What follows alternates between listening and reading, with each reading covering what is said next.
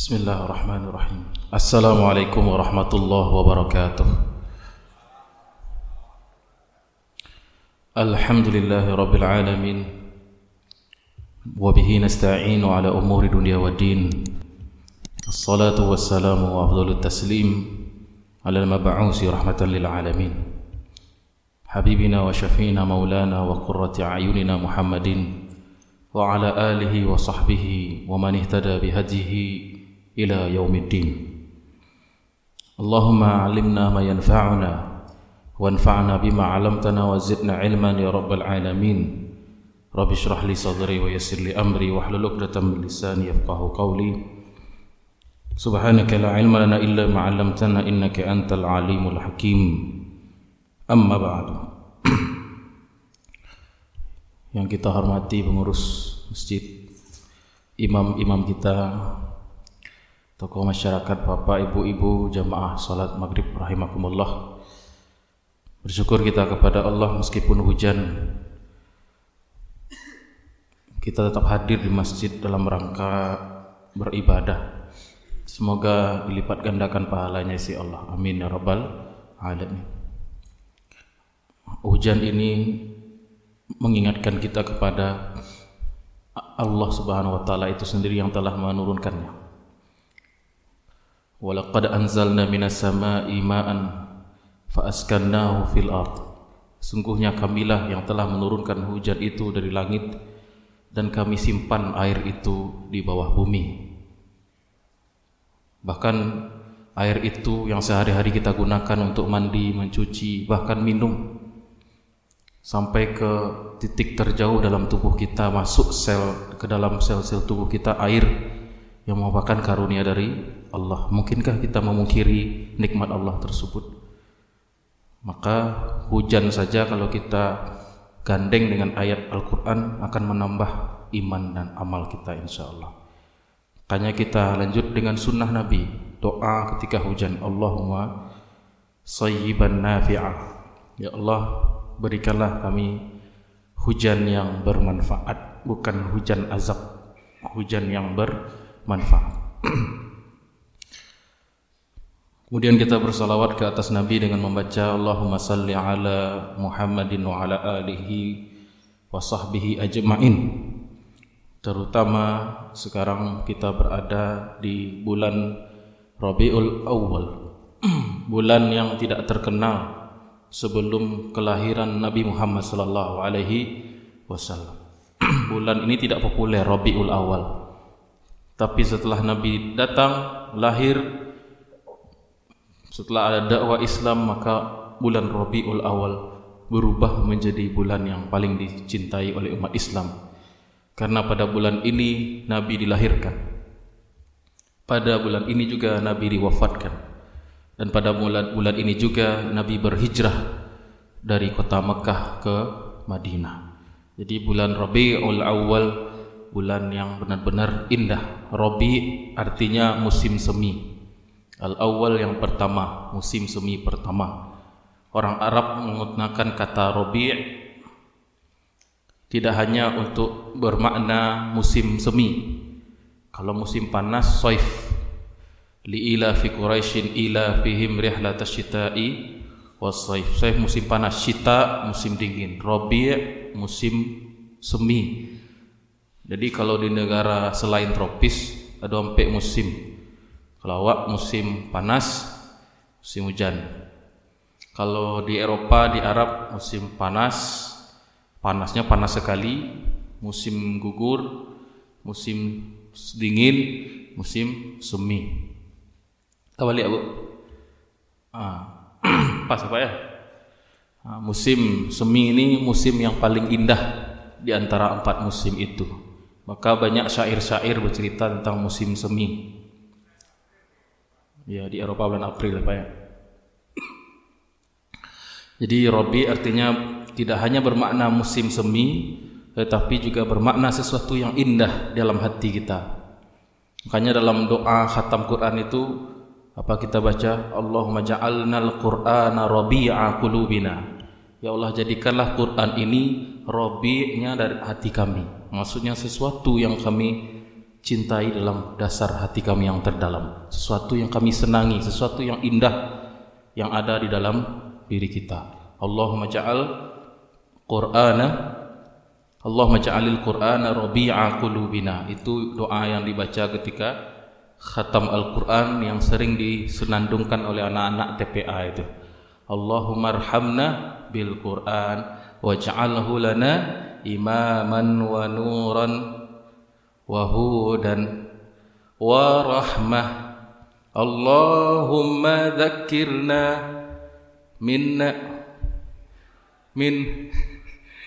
nggak lupa lah, minhu ma nasina wa 'allimna minhu ma jahilna warzuqna tilawatahu. Dan berikanlah kami rezeki membacanya ana al-laili wa atrafan nahar, di tengah malam maupun di tepi siang.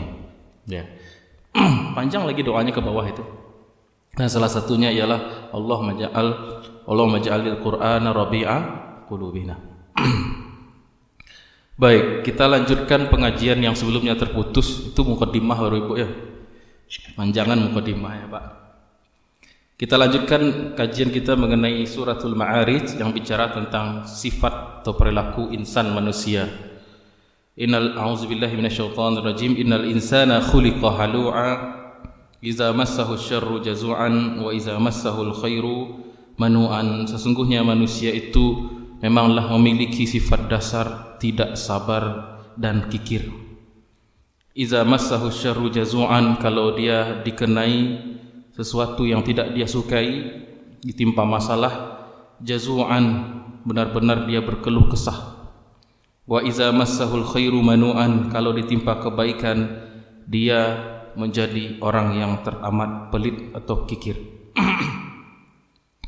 Kata Allah, illal musallin, kecuali orang-orang yang salat. Salat yang bagaimana? Allazina hum ala salatihim daimun, yaitu orang-orang yang salatnya khusyuk, salatnya tenang, salatnya membawa hati dan zikrullah.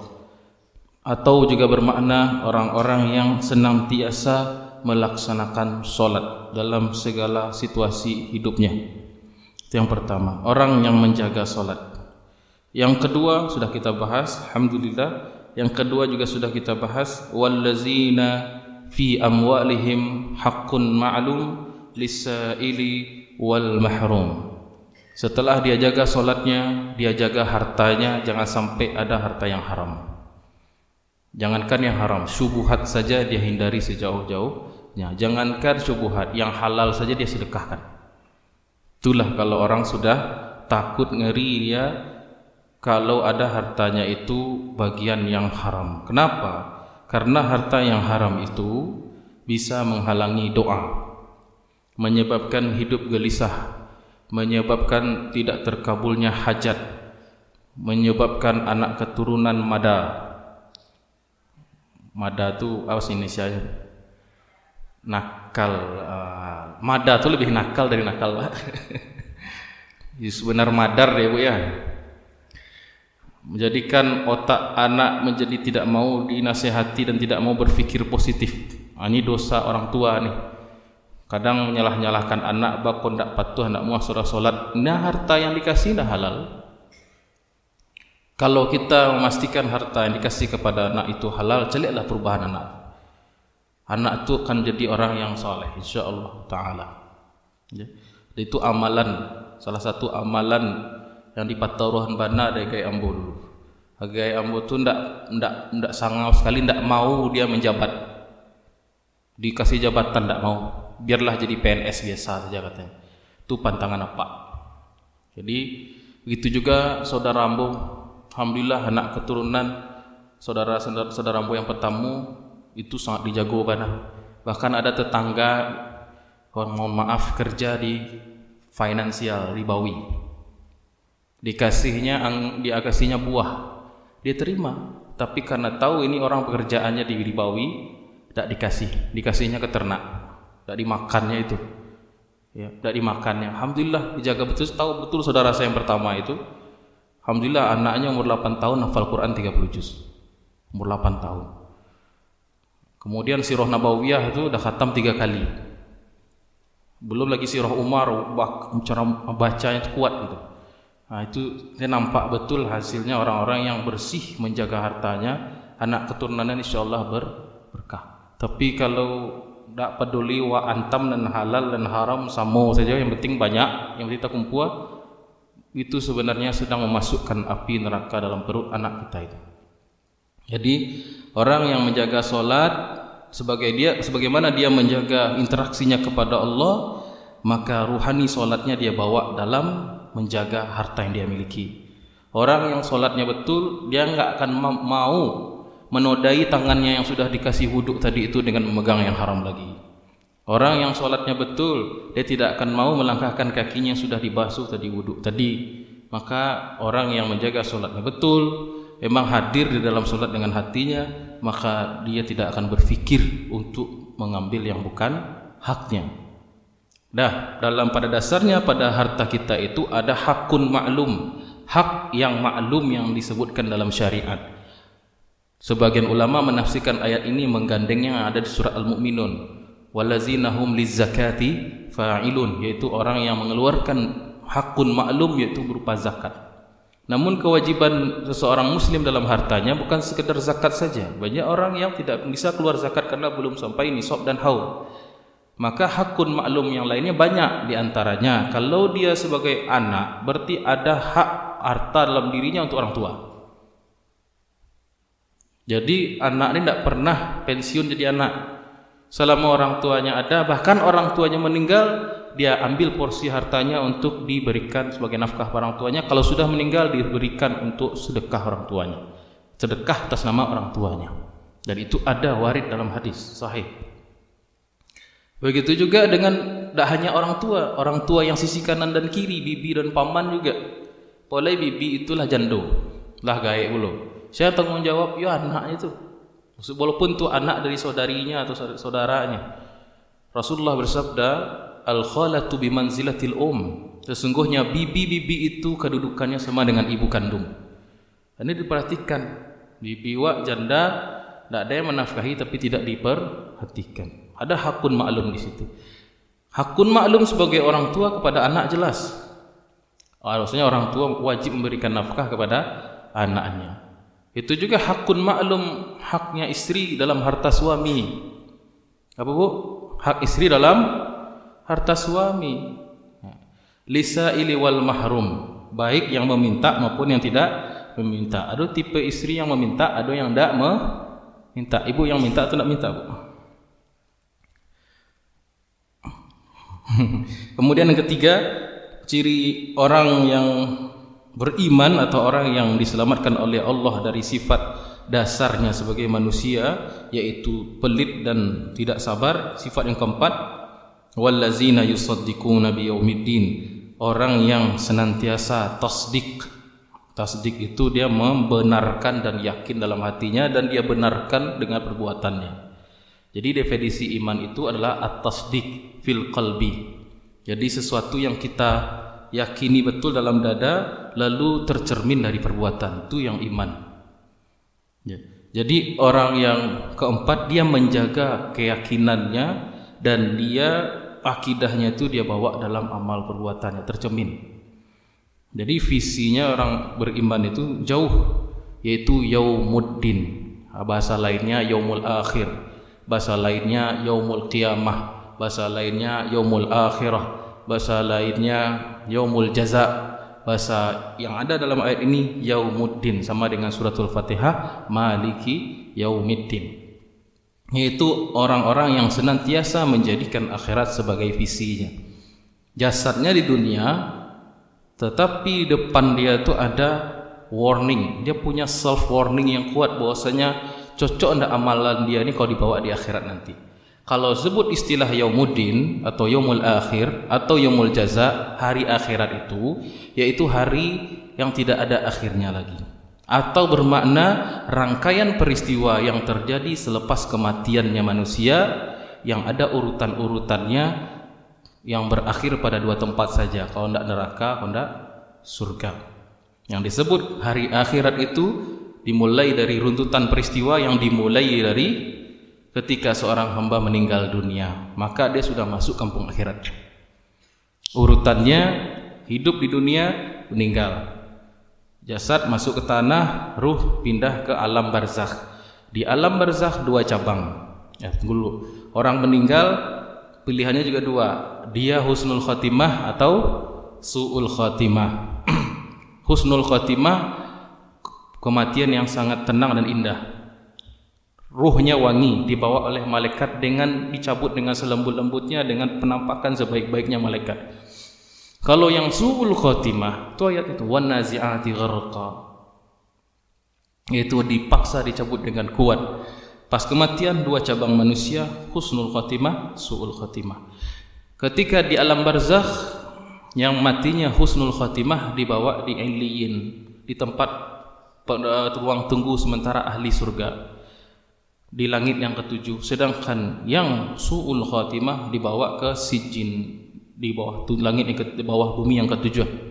Kemudian nanti setelah barzakh, kiamat. Tiupan pertama hancur alam semesta, tiupan kedua, jarak tiupan pertama dan kedua Allahu a'lam jaraknya berapa. Kembali lagi, Allah itu tidak ada makhluk selain daripada, tidak ada lagi zat selain daripada Dia sendiri. Kemudian tiupan kedua dibangkitkan lagi. Seluruh makhluk termasuk manusia, jelas, jin, dan termasuk binatang, semua dibangkitkan. Malaikat dibangkitkan duluan. Dibangkitkan itulah yaumul ba'as. Kemudian setelah yaumul ba'as, syafaatul uzma, syafaatnya Rasulullah untuk memulai hisab. Baru dimulai hisab. Sebelum dimulai hisab, ahlu surga yang tadi sudah menunggu, sebagian yang masuk surga duluan tanpa hisab. Itu yang disebut dengan al-muqarrabun, dan itu sedikit. Tapi ada juga yang masuk neraka tanpa hisab langsung. Kebanyakan manusia dan jin itu ahli hisab, bukan ahli hisab rokok. Ahli hisab itu maksudnya dihisab nanti mereka semua. Dihisab terbagi 2, hisab yang ringan dan hisab yang berat. Hisab yang ringan menerima catatan amal dengan tangan kanan, hisab yang berat menerima dengan catatan dengan tangan kiri atau dilemparkan dari belakang punggungnya. Kemudian setelah itu manusia seluruhnya digiring kepada sirat. Di sirat, orang yang dengan catatan tangan kanan insyaallah selamat. Gitu juga dengan tadi yang masuk surga tadi. Sedangkan orang yang wa amma man khaffat mawazinu fa ummuhu hawiyah wa ma adraka ma hiya narun hamiyah. Sedangkan orang yang amalnya sedikit, dosanya terlalu banyak, maka di sirat dia jatuh berguguran. Kata Rasul seperti hujan, seperti air yang turun dari langit ketika hujan, itulah gugurnya orang di sirat. Sirat, hadis riwayat Imam Muslim. Hadisnya sahih, seperti jembatan rambut yang dibelah 7. Jangan dibayangkan bahwa bentuk itu adalah alam akhirat, tidak bisa kita cerna di sini. Kemudian orang yang selamat dari sirat itu bermacam-macam kecepatannya.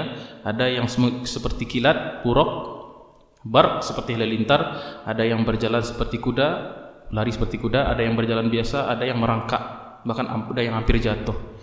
Kemudian orang yang selamat sampai di haud, di telaga, atau nama lainnya Al-Kausar. Inna a'tainaka Al-Kausar. Di Al-Kausar menunggu Rasulullah sallallahu alaihi wasallam.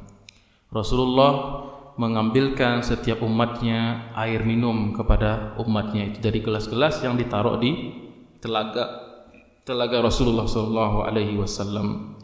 Rasulullah menunggu kita di haud, Bapak Ibu. Rasulullah menanti kita di haud. Dan Rasulullah tahu bahwasanya kita lelah berjuang di dunia dengan amal soleh, dengan meninggalkan sesuatu yang haram, dengan melaksanakan ketaatan. Rasulullah tahu beban kita di dunia sangat berat sebagai seorang mukmin. Kemudian Rasulullah tahu bagaimana perjalanan berikutnya, sakaratul maut, barzakh, di padang mahsyar sulit.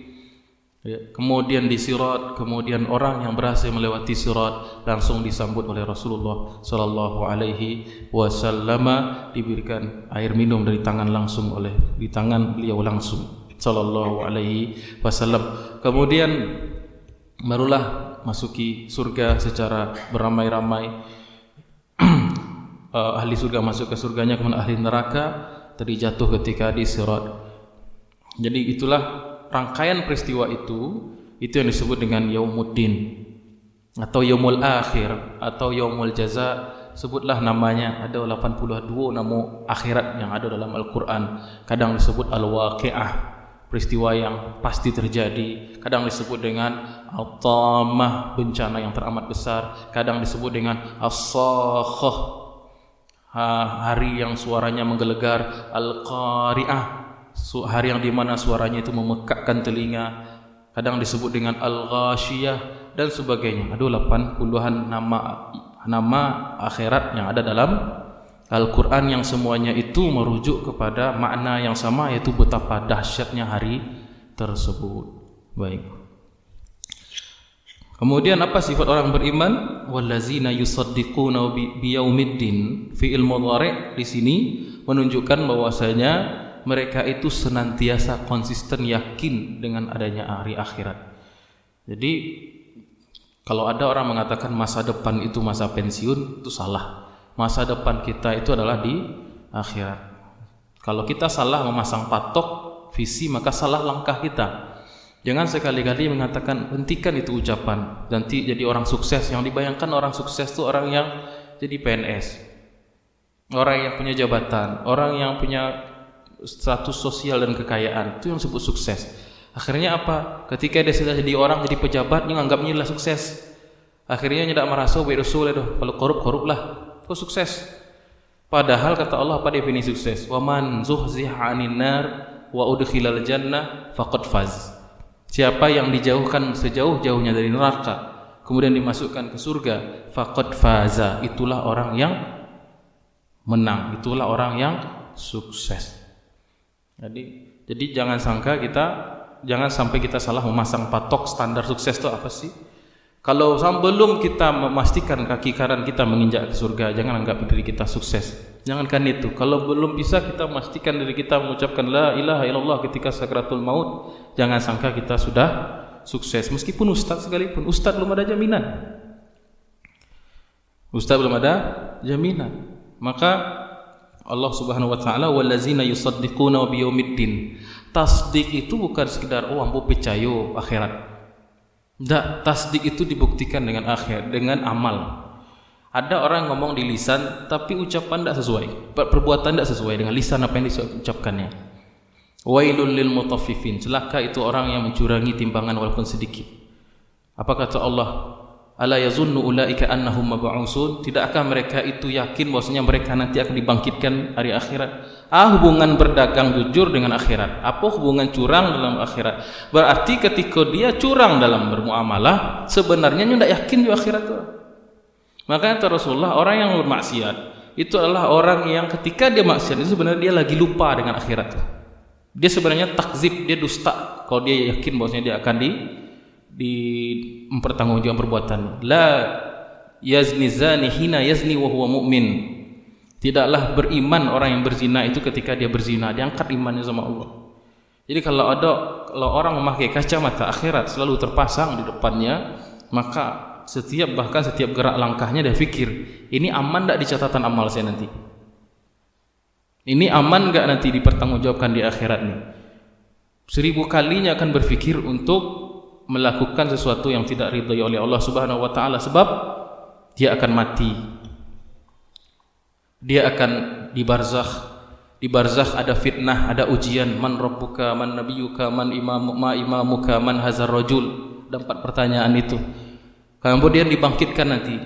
Cemas dia mau dibangkitkan bersama siapa? Sama Fir'aun atau bersama para anbiya atau orang soleh? Cemas dia nanti meniti daripada sirat. Selamat atau tidak dia? Jangan-jangan jatuh gara-gara kerikil kecil yang kita anggap kecil itu. Kemudian dia pastikan malu enggak dia berjumpa dengan Rasulullah nanti di akhirat. Nah, ini yaumul akhir ini yang jadi kacamata seorang mukmin, sehingga itu menjadi self control atau mengontrol dirinya. Kalau dia jatuh kepada kesalahan, dia segera bertobat kepada Allah. Innal hasanat yuzhibna sayyi'at. Sesungguhnya kebaikan itu menghapuskan catatan amal yang buruk. Segera dia tobat, salat dia, zikir dia, istighfar dia. Kalau ada orang lain dia kembalikan atau dia minta maaf.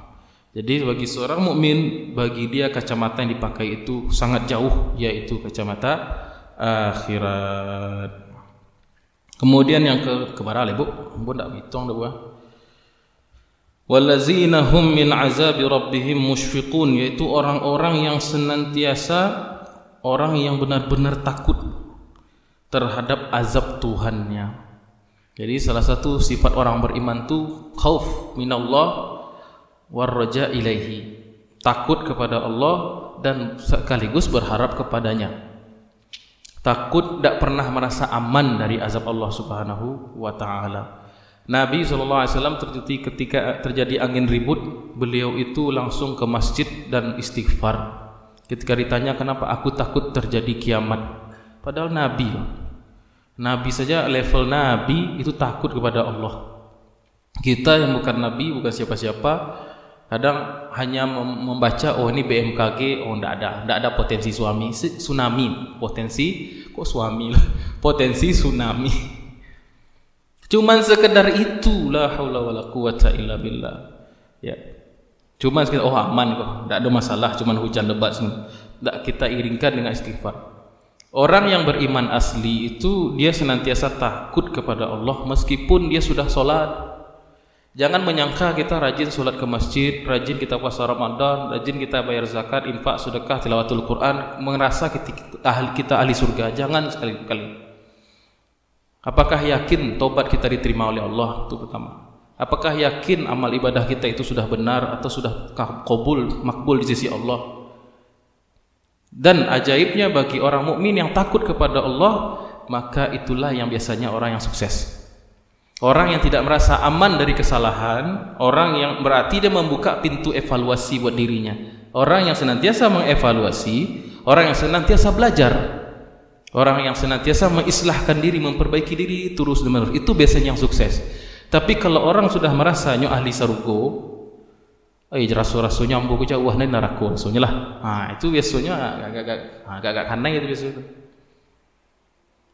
Kalau dah merasa kita sampai di sini, padahal boleh jadi sisi Allah wanda do apa-apa ya dah. Boleh jadi di sisi Allah wanda apa-apa.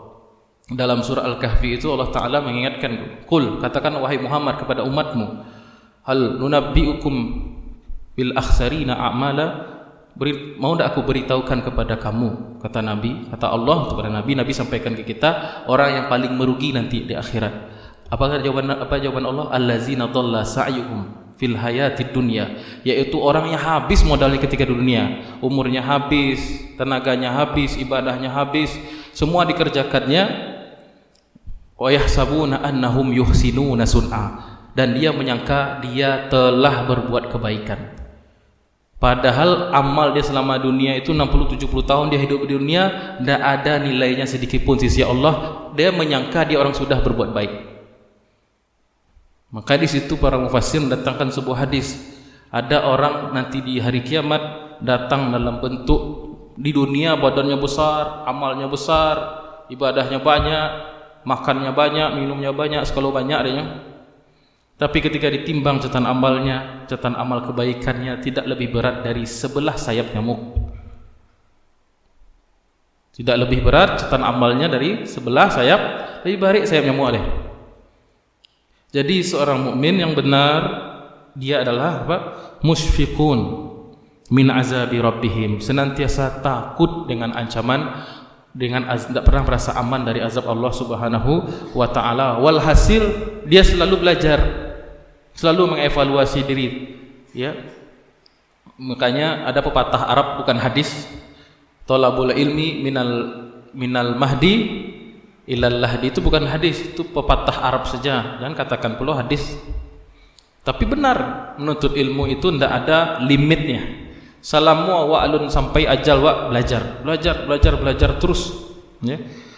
Koreksi terus, salat wa batu alun, wudu ala banatu alun, zikir wa ala batu alun, sehingga dengan rasa takut itu menghantarkan kita kepada perbaikan, islah, sehingga menjadilah orang yang terus belajar.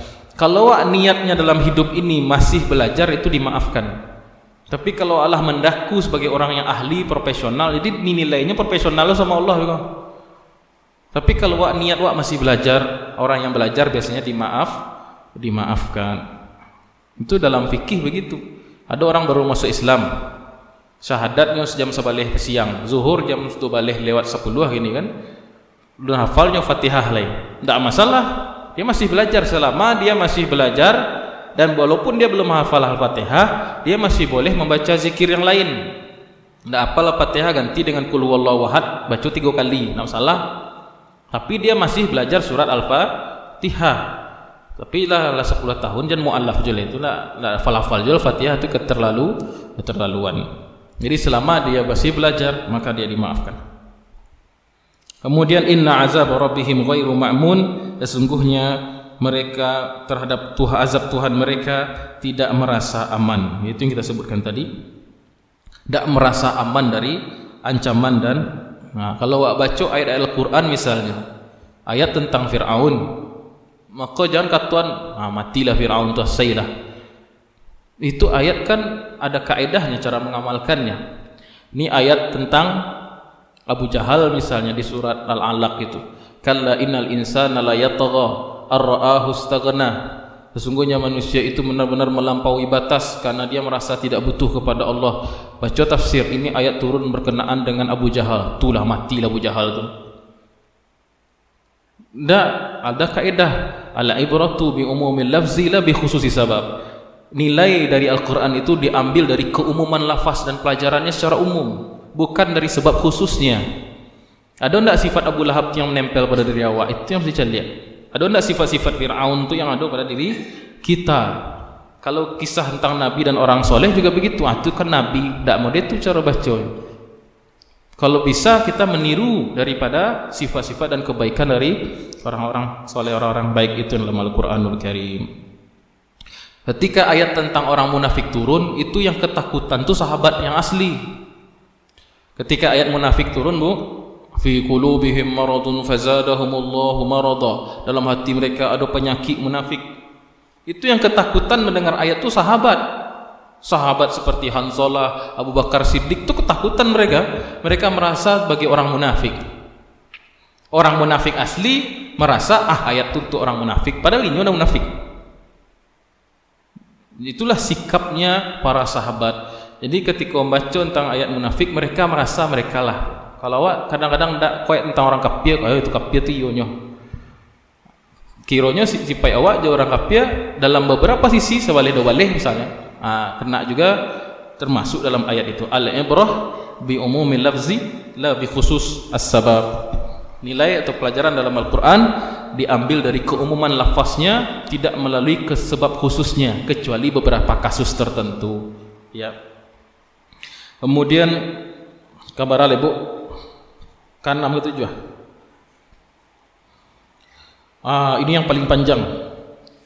Wallazina hum li furujihim hafizun, yaitu mereka orang-orang yang benar-benar menjaga furuj mereka. Apa itu furuj? Furuj jamak dari faraj. Faraj artinya kemaluan, tapi juga bisa bermakna kehormatan. Orang yang menjaga kemaluan atau orang yang menjaga kehormatan dirinya. Dengan cara apa? Tidak melakukan perbuatan mungkar di depan umum, menutup aurat dengan baik. Itu namanya menjaga, kalau bahasa Melayunya menjaga muruah, ya Bu ya. Muruah, menjaga muruah. Jadi orang-orang yang beriman cirinya dia jaga solatnya, dia jaga hartanya, dia jaga imannya, dia jaga rasa takutnya kepada Allah bersamaan dengan rasa harapnya kepada rahmatnya. Kemudian setelah itu dia jaga kehormatan dirinya. Tidak sembarangan dia kawin, ya. Tidak sembarangan dia melakukan hubungan badan. Kata Allah, illa ala azwajihim, kecuali kepada azwaj. Azwaj jamak dari zauj. Zaujun artinya pasangan. Pasangan, kok tidak pacar? Pasangan di sini maknanya bukan pasangan lesbi homo, bukan. Bukan pasangan yang haram, tapi pasangan yang sah diikat oleh akad nikah yang memenuhi syarat-syarat dan ketentuan. Ada lafaz akad dan ijab dan qabulnya, ada maharnya, ada saksi dan walinya. Ya. Semuanya ada ketentuannya karena hukum asal kawin itu haram. Hukum asal bertemunya dua kelamin itu haram kecuali yang telah diakadkan. Jadi kalau mencari di luar itu, kata Allah, famani bitagha wara'a zalika, kalau mencari di luar itu, faulaika humul adun, mereka itulah yang telah melampaui garis-garis batasan Allah Subhanahu wa taala. Contohnya apa? Sabuilah yang perkawinan yang bukan dengan akad yang benar, yang tidak sah, maka itu tercela dan melampaui batas. Sebutlah semuanya. Mulai di zaman kini ya, makin banyak penyimpangan seksual. Ada namanya homoseksual, berarti suka sesama jenis, homreng. Kemudian lesbian, apalagi LGBT, lesbi, gay apa? Gay, biseksual atau bu arti biseksual? Biseksual. Biko seluruh namuh bu, laki-laki jadi, padusi jadi. Suko dua-duanya, nya punya boyfriend, punya lo girlfriend. Itu namanya biseksual. T itu transgender, orang yang mengganti kelaminnya. Nah, kini di Indonesia gue sadih wa, orang-orang yang ganti kelamin itu dipuja-puja, dibicarakan dima-dima, padahal itu dosa kadang. Operasi kuahnya jantan wa, operasi kuahnya 50 juta, ikuanan kanan, yang kiri 50 juta. Lawan tuh 100 juta. Oplas muko 1 miliar 800. Operasi dado payudara 100 juta lo kira-kira. Labara dikumpulnya bu. Operasinya di Thailand, operasinya di Korea. Korea Selatan tuh paling banyak orang operasi ganti kelamin. Dipotongnya pak. Ambo meru mendengar selangiri ambo. Dipotongnya tuh, kemudian dia operasi ganti pita suara. Sudah itu apa kerajanya? Diundangnya anak yatim ke rumah pakai jilbabnya, dibagi-bagiannya amplop. Iku berbahaya mana? Kau perang pemikiran. Apakah harta yang wak cilok, harta yang haram tu pakai sedekah, terima nak sedekah? Tak diterima. Inyo playing apa istilahnya? Inyo ingin merubah image. Bahwasanya orang yang transgender itu adalah orang yang bisa diterima, orang yang bisa diterima dalam agama, sehingga nyo membayar atau mengasih amplop untuk anak yatim. Nah, disorot, masuk ke reelnya apa silah anak kini, postingannya, ya. Nah, itulah bagaimana dipoles keburukan, kemungkaran dengan indahnya. Padahal perbuatan yang dilaknat oleh Nabi adalah sungguhnya Allah dan Rasulnya melaknat laki-laki ke padusi-padusian dan padusi yang ke laki-lakian. Tapi ada banyak, sedikit banyaknya ternyata saham orang tua juga ada itu. Kenapa anak itu bisa terjadi penyimpangan seksual? Itu ada banyak peran orang tua. Apa peran orang tua? Tidak memberikan nafkah yang halal. Jadi haram diambil dikasih ke anak makan, sehingga anak itu fitrah Islamnya goncang. Diajak ke siko namuah, diajak ke jalan yang sasik pun sehingga mudah dia sesat dalam hidupnya itu. Semua orientasi kehidupan yang lurus tidak bisa dia ikuti, menyimpang solahnya, termasuk penyimpangan seksual. Orang tuanya hanya sibuk bekerja, tidak memperhatikan ibadah anak. Karena kata Allah, kalau ibadah anak tidak diperhatikan, siap-siap ada masalah di seksualnya. Fa khalafa min ba'dihim khalfun, akan datang sebuah generasi adha'us shalah, mereka menyia-nyiakan salat, wattaba'us syahawat, dan mereka mengikuti syahwatnya. Sebab itu dari umur ketek Nabi sudah memberikan arahan pada orang tua, muru auladakum bis-shalah, ajak anak kalian itu salat, wahum abna' sab'a sinin, mereka umur 7 tahun. Kalaulah 10 tahun, fadribuhum 'alaiha, beri mereka punishment, beri mereka teguran, pukul dengan pukulan yang kasar, pukulan penegur, pukulan sayang. Kalau 10 tahun tidak juga salat. Kemudian apa? Tapi tidak sekedar menyuruh saja orang tuanya sholat, tidak. Orang gaya tidak sholat, suruh anak sholat, mah bisa. Orang gayanya merokok, suruh anak berhenti merokok. Apa sih merokok aja itu? Jadi teladan. Lalu sebelum menyuruh anak sholat, kenalkan anak kepada sianya menghadap dalam sholat tuh. Kenalkan dia dulu kepada Allah. Dikit-dikit, nak, ini air siapa yang menciptakan? Allah. Nak, ini rezeki siapa yang mendatangkan? Allah. Nak, itu burung siapa yang? Kenalkan dulu Robnya.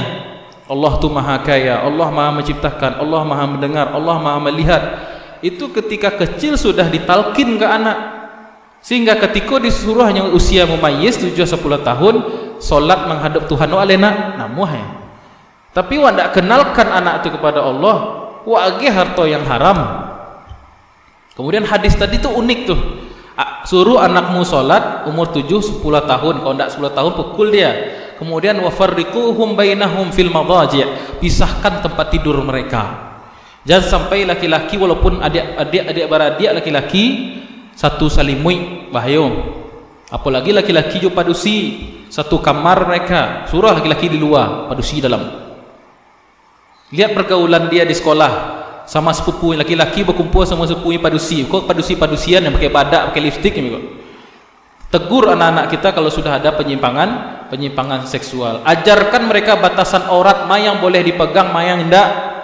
Ada orang asing megang aurat wa, megang masuk ke dalam baju wa, mamakia sudah tulang suam. Ajarkan itu karena kita tidak tahu penyebaran homo itu biasanya dari traumatis ketika kecil. Orang menggalih di jalan yang satpam tahsiasnya bisa untuk melecehkan anak-anak sehingga ketika kadang ini terjadi disorientasi seksual. Bermula dari perhatian orang tua ke anak. Ajarkan dia pendidikan seksual dan batasan-batasan dalam agama kita. Karena waktu yang membatasi. Sebenarnya ini pembahasan ini homo ini menarik untuk dibahas karena kasus homo di Sumbar ini paling besar di Sumatera Barat di Indonesia, Pak.